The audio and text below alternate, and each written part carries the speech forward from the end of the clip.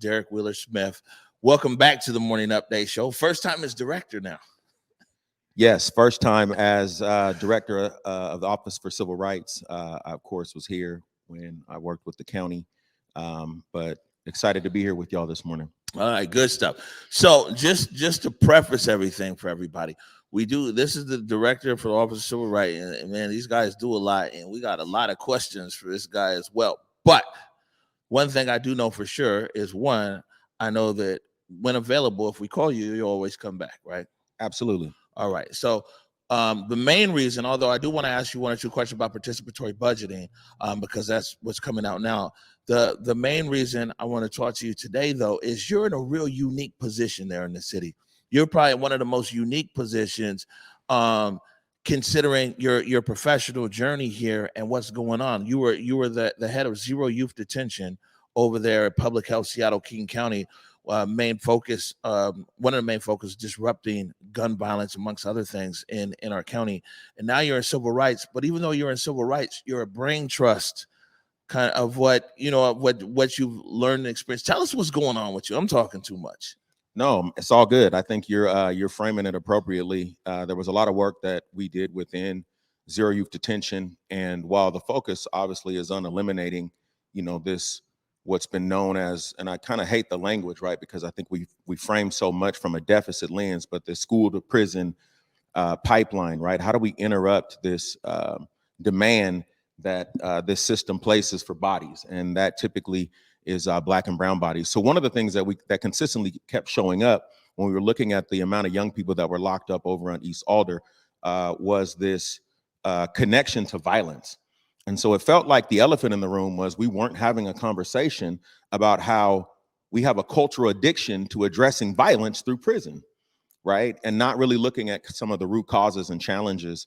And consistently, it would be like 23, 24 young people locked up, and 90% of them would have something to do with the gun or something to do with violence. And so it really felt like there needed to be a broader framing of a conversation that I didn't just want to be about gun violence alone. It's why we named it the Community Safety and Well-Being Plan.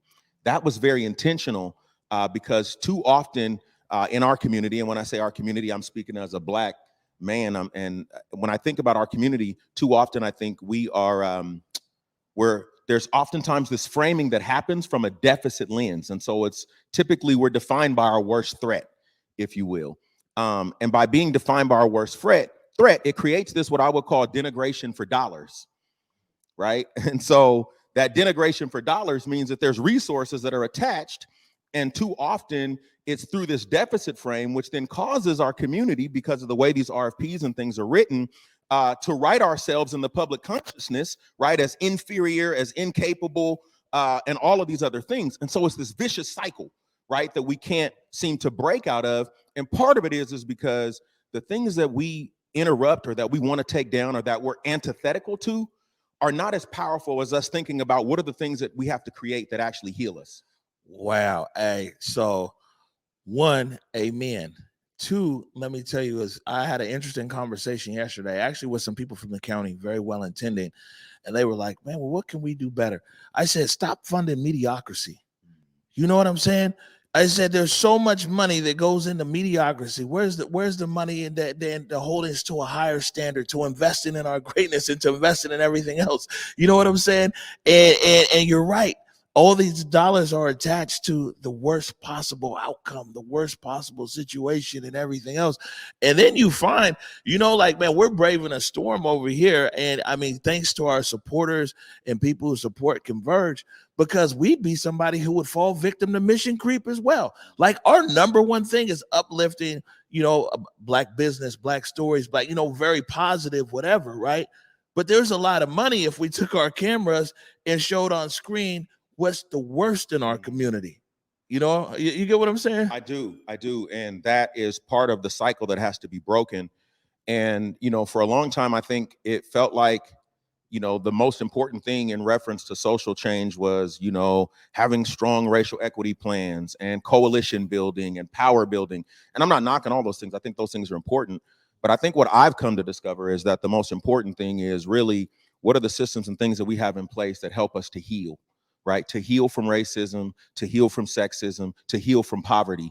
Otherwise, I think we find ourselves disconsciously going from thinking to doing and duplicating much of what we've already done.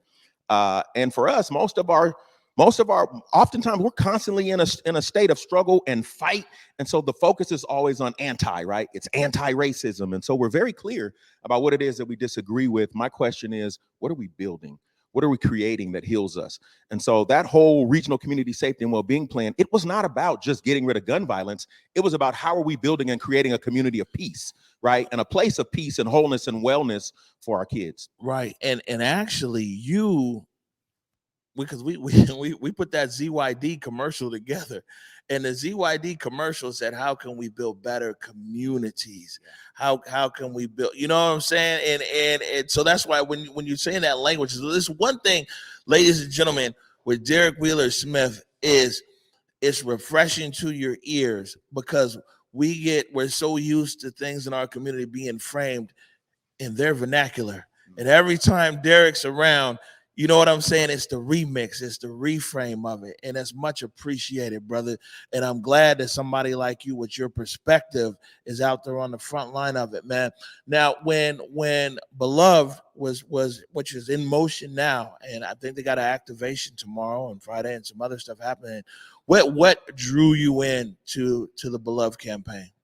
Yeah, I think there were a couple of things. I think the initial thing for me was the connection in terms of where my mind immediately went. Like, I don't think you can use that word or talk about Beloved without thinking about MLK, right? Who really kind of framed, right, that vernacular in creating this idea of what it meant to create a beloved community. So when I first heard it, it resonated with me in that way. And that was immediately where my mind went. And for several reasons. One, I don't think that you can actually serve people that you don't love, right? Otherwise, you're going to find yourself creating things that benefit you more than they do the people that you're called to serve, right? And so how does the frame shift in a way where the focus is really about how are we creating a beloved community? Man, I had this opportunity to go on this powerful civil rights experience that literally started in the cradle of slavery in terms of, you know, Black folks coming in off of ships in Birmingham, Alabama. It was a 7-city trip over 9 days, and we ended in Ferguson. And I had the opportunity to spend some time with some of our incredible elders, I mean, brilliant minds. And I'll never forget one night we were chopping it up with Charles McFerrin, who was the right hand of Fannie Lou Hamer, right? And someone asked Charles about this idea and this notion of anti-violence, right? And what it meant to kind of have the tactic of anti-violence. And I'll never forget what he said. He said, anti-violence isn't a tactic. He said, we were just modeling what it was that we wanted to be and who we wanted to become, because we saw Black bodies hanging from trees. We knew the impact that hatred had on humanity. And so we were just modeling what we wanted to be. And when I think about Beloved, I think it's an opportunity, right?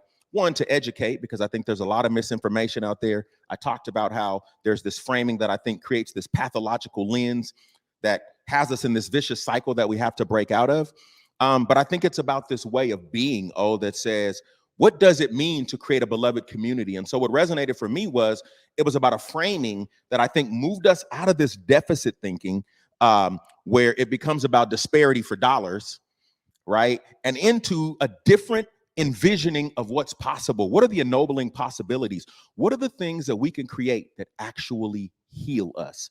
And the power, I think, sits, right in there, right? Like right in that pocket. But we typically don't have time to sit and think about the things that heal us, because nobody's talking about healing. And I think that's a huge step that we continue to skip in this process. Their healing has been skipped, and that open wound becomes generational if it's not healed. There's people right now watching this show, watching this live stream, who are not healed. Families not healed, individuals not healed, community not healed. And man, it's good to hear you say that. And because a lot of the conversation, going back to this conversation again I had yesterday with the county, I was like, man, you guys want to throw money at everything, but you don't want to change no policies. You don't want to change, you don't want to change the actual systems. And a lot of times systems need to literally be changed. It's like, oh, well, man, we're going to throw some money at this. That's going to make it okay. It's going to make it whatever. I'm like, man, that's not transformational. And a lot of times we see, we see in here, it's buddy from the last mayor goes somewhere else this time. And, maybe it's here, maybe it's not. We want to look for things that can fundamentally change in our community. Where do you see, I know you've transitioned over to the city now, but where do you see this trajectory? You invested a lot of time and energy and years, and you got so many great relationships from the street level all the way up to mayor's offices and the county executive. Where do you see this thing going? Well, I think that where we're going and where we really need to intentionally be going is, one, I think it goes back to something that you just said. And one of the things that kind of resonated with me in hearing you talk about that is, I think most often the question that's asked, right? And it's the question that I get asked, especially coming into new spaces, new director, right? There's all this excitement and there's a level of kind of anxiety because it's, so what's the plan? What are you going to do? And I think we quickly move into what are we going to do, which I think perpetuates that disconsciousness that I said, where we go from thinking to doing. I think that's an important question, but I think there's a more important question that precedes that. And I think that question is, who is it that we need to become? Who is it that we need to become so that we can do what hasn't been able to happen before, right? Because most of the things that we see that are a manifestation in our community, we can trace all of this stuff to racist policies. So we shouldn't be surprised when we get racist outcomes. And so part of this has to really center in, how are we actually leading from our values? And I think most often in systems, we have these espoused values, and then we have the lived experience of the people in community, right? And I think the work has to be in, how are we closing the gap between the espoused values that we have and the lived experiences of the people in community? And our work is right there, right? Like in the middle of that. But I think that requires a different level of, how can we build the muscle that allows us to be willing to hold space for each other when we disagree, so that we don't turn into what, Trey was talking about earlier, which I think is a byproduct of some of the stuff that exists because of, cancel culture, right? Where you say something that I disagree with, and my goal then at that point is to annihilate you or to make you disappear. Well, that sounds very familiar to me, because that really is the end result of the power of white supremacy when it's fully manifested.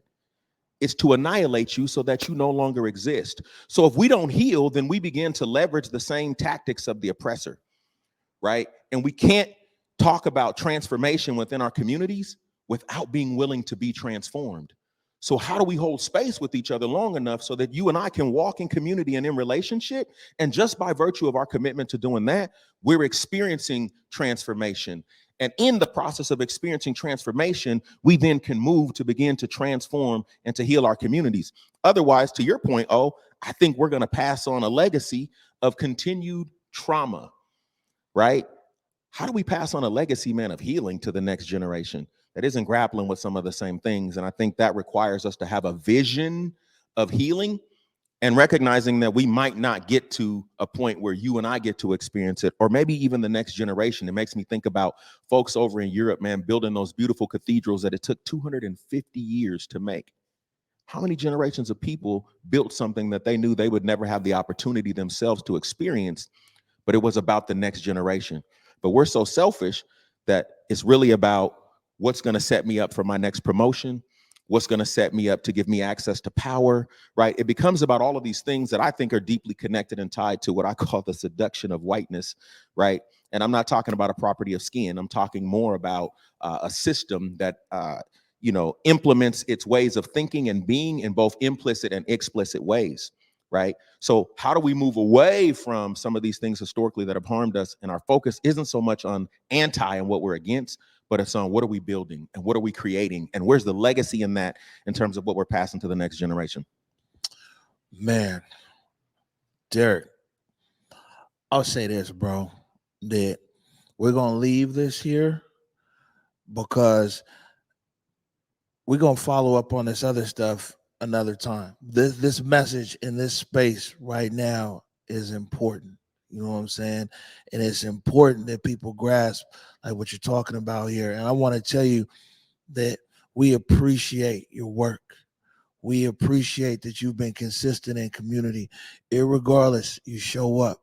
And man, you're always willing to take on the tough thing. You know what I'm saying? It's a lot of times, it's easy to kind of show up around whatever. But when it's tough, and when you are on the other side of an argument, and when it's not always easy. Just want to acknowledge that, man. And please continue. One, come here, but two, please, man, be visible in this space. I know you're in civil rights. Community needs you. People need to hear from you. Thank you, for saying that. That warms my heart. I have found myself since coming into the role of actually working in government in what I would call kind of this space of the radical middle.